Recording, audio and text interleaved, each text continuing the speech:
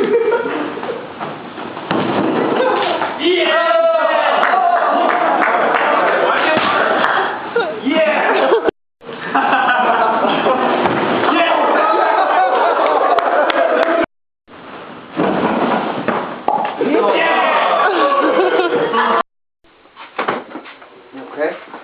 Here we go.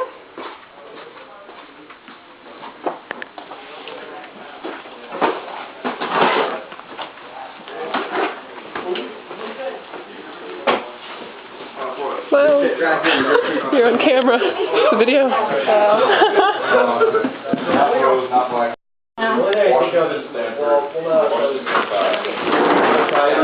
Right here, I don't think they work. Still no Small stuff can be hung up there. Big things on these.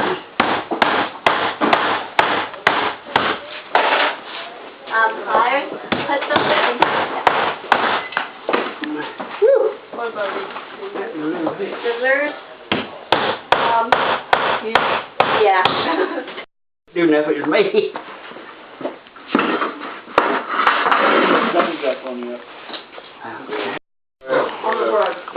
I'm making. What do you want? You want that? Oh, I'm good. Do you want Pepsi or water? Okay, Pepsi, what you need? Tell me a few things just about yourself, like where you grew up, how long you've been here for. Okay, I was born in 1944. I was originally born in West Virginia. The name of the place is Sabine, West Virginia. It's over next to Pineville, West Virginia. That's where I was born.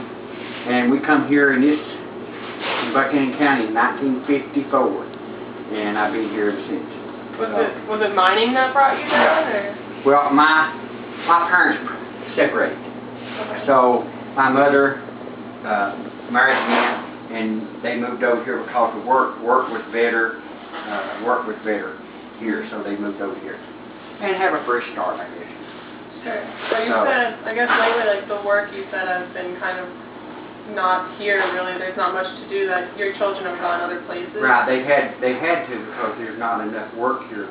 There's nothing but mining, and the mining industry is it's slowed way down to what it was in the 60s and 70s and even the 80s. It went back, but they say it's come back. I don't know.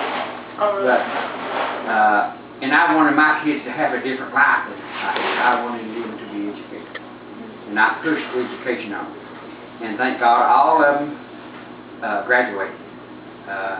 And some of them went on to college. And my grandkids, to my knowledge, all of them has graduated. So I thank God for that. And not a one of them so far has had to go underground to work. So I'm really pleased about that.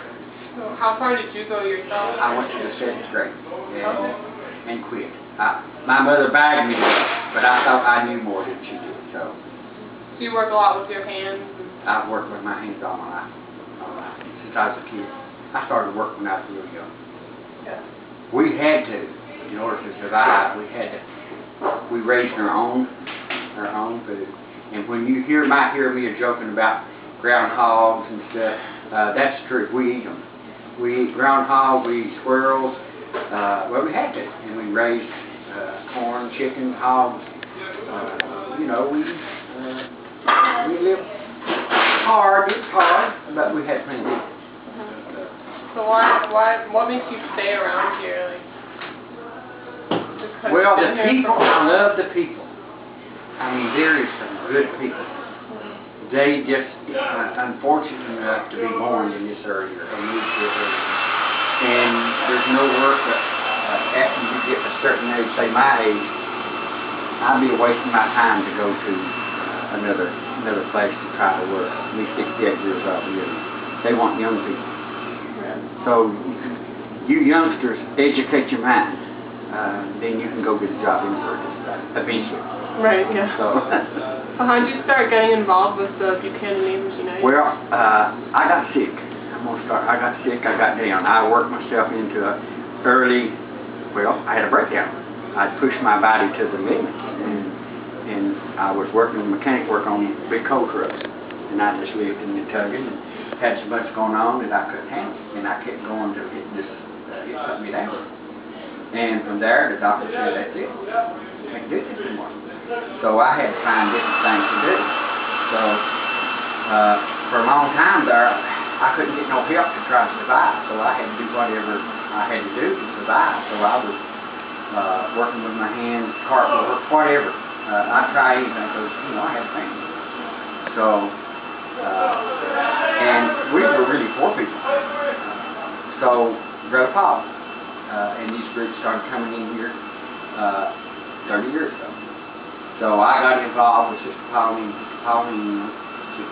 Champagne, and started helping her because she was trying to help everybody else. And they come and worked on my house. I moved in a house that you could see through the walls, and it's mine. And I said, I'm gonna fix it up. So they came and started helping. So when they come and started helping me, I seen that I needed to give back. So I've been doing this for 30 years. Yeah, I noticed, I guess, yesterday on the site, everyone kept saying to, like, help each other, help themselves, then just to give more, I guess, back what you can to the neighbor. Right. Well, it's what I believe, my philosophy is that we need to help each other. We need to, when someone reaches out to us, okay, if every person sort of would give back a week, if they ain't got nothing but a week of their time, reach out and help somebody else, and that person does the same, they won't be no poverty. They won't be no poverty. If we all help one another, I believe they could do away with welfare and all this if everybody would reach out and help one another. That's my philosophy. But you're going to have some people you can do too much for them. You know, so you got to watch there. I believe that you can do so much. That old saying that you sort of can give a person that's hungry, give them a fishing rod, and you can teach them. You can teach them how to fish. But now, if you just give them a rod or give them the fish, just give them the fish, they're gonna get hungry again. But if you give them the rod and teach them how to use it, then they won't go hungry no more. So that's what we're doing. We're reaching out to them, showing that you can do it, and people does care. But you've got to help yourself. Actually, when we were studying up on the region, they told us a story of Jack's mama. And basically his character Jack would just, like his mama was told him to help whoever he can, if he can. And like, they really focused on that, so. Right, and to me, you meet, and this year I have found, I get so much enjoyment out of working with you. Saying little things, listening to you. You might not think that I'm listening. I talk a lot, but I'm listening to you too. You can start realizing that I'm listening to you too. So, and I got that in my head. You know, I'm learning too, and I really enjoy it. It makes my heart feel good. Maybe just to finish off, could you tell us just a story, maybe about like how you got your truck the way it was? That was a good one. I like that story. That old truck that I've got, I've had it for 12 years. We needed a truck. Bucky and neighbors needed a truck. I didn't have the money back then. So I started praying.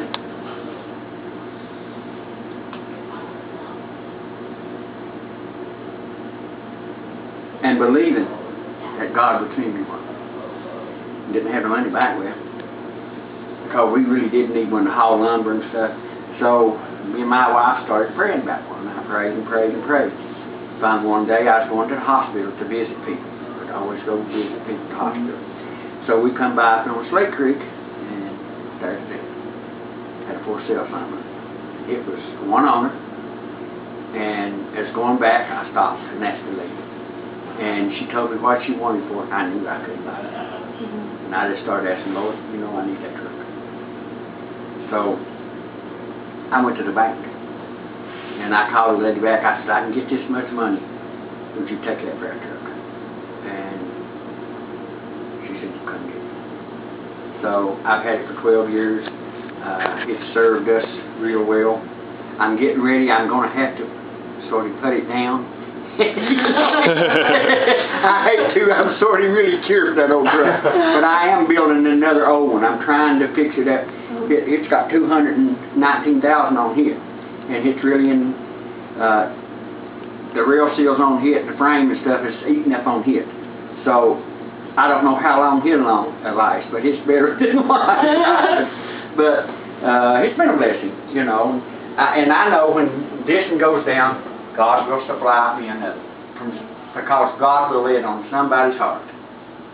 That's the way I believe. That's the way I live my life. Whatever I need, I believe God will take care of that need. I just got to believe that. Just go on with my daily routine. And do my part. If we do our part, God will do His. So, that's the way I feel. Thank you. But the truck has really been a blessing, you know. Yeah. Well, it's 2 different colors, blue and white. Well, it has been more than that. And the one I'm fixing is 3 different.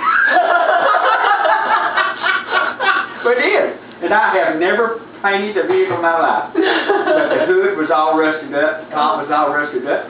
So I went and bought me some paint. Yeah. I sanded the top of it off, I primered it, and I put it in the garage, and I borrowed me a paint sprayer, and I painted it. So it might not look the best in the world, but it'll do what I want it to do. Sure, yeah. Listen, won't look as bad as that. So if you've ever seen anybody got a good truck, they want to donate me, please tell them I need it. And I can't pay them for it, they'll have to let God pay them. But I do enjoy it. I really enjoy you coming in here. Like I said, I have met people from all over the world. Africa, Kenya, you know, just beautiful people. Well, here's a young lady right here, you know. You know what I'm saying? And this is good. I just wish the whole world could come together and start. We love one another and try to do what our Maker wanted us to do. He wants us to reach out and help one another. And there won't be no poverty. You know? Well, thank you very much. You're welcome. Thanks. Yes. And they're never satisfied. I mean, you keep going back and then what you do, they'll get off and tell, won't you? They'll get off and tell other people, well, they didn't do this right. That's right. They done it for you for nothing. Truthfully, though, what it is, they don't have to cut me. So when a guy like him comes in and starts doing, oh, man, we got to keep him, you know. Have him around. They don't get cut. I'm going to have to learn to not let them know that I can do anything. That's dumb. You know, it's like, how do you do that? Or mess it up, fix it till they don't like it. Right. I'll never call you back. We've had to go back several times and work stuff. Oh, yeah. Water leak. We had to go back last time with one. We had some real bad situations, you know. When the group's leaving, we have to face the homeowner. Like they put water pipes together and didn't clamp them, didn't glue them or nothing. And so what you done, PVC, instead of using glue, they took black tape. Oh, no. I was down in the basement and it was leaking a little bit and I was reached up there and touched it. And it was hot water one too, and he had tape with black tape. It come off the hard. It was water all over, hot water. It was a mess, buddy. Well, we had a group from, where's they from? Florida. They come in here and we worked the house, put new water lines and stuff in, and they had the glue and the cleaner.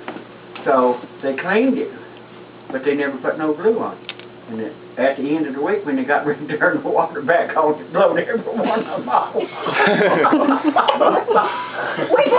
he was so mad. He was a professional. Yeah, he was. But he worked with a couple people. That's all he worked with. And you take 15 kids, 15, 16 young people you're working with, and everybody hollering, hey. And it just rattled him. By the end of the week, honey, he was a good carpenter, but not a good plumber.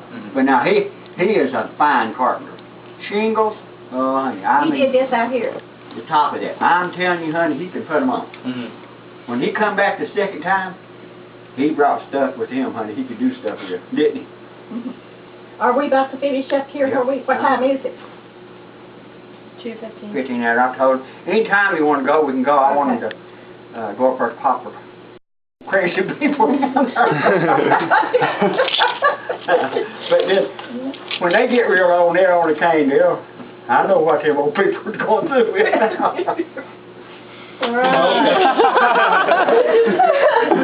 Okay, lights off. Lights off. Yeah.